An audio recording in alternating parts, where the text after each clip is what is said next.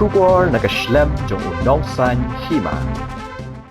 Ka Southern Border Sports Association kalala ban penliam no Ekaranikor Civil Subdivision Sports Association dah nyoko lahandoko lingba ka tiebreaker hagajinle kai friendly match jong Karanikor Constituency Week Raja Arpusan kebelalong Hamadan Umsur Southwest Khas Hills District.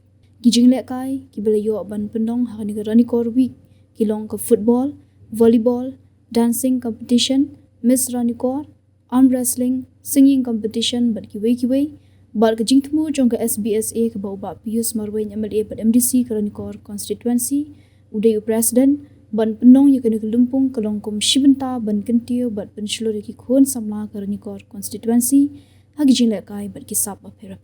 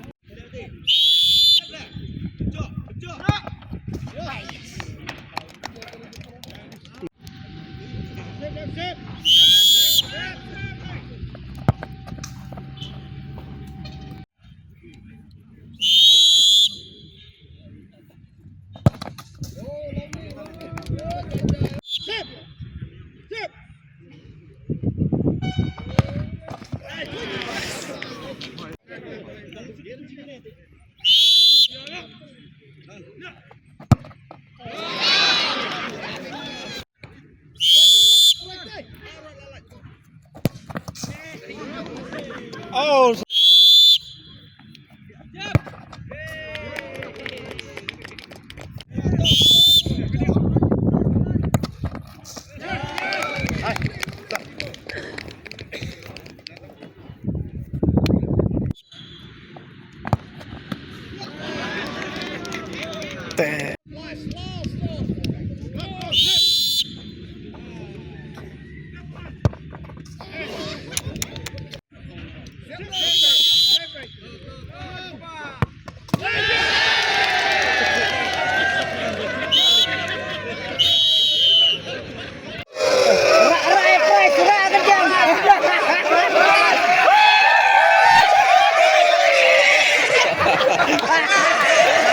Go!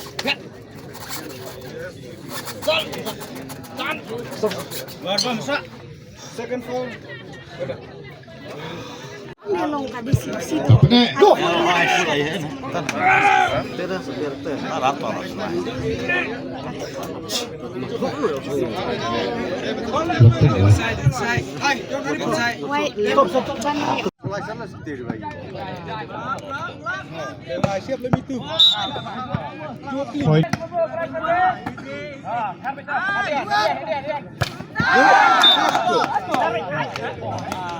Kirang lekay sa kanong penengkemba, lekay ba?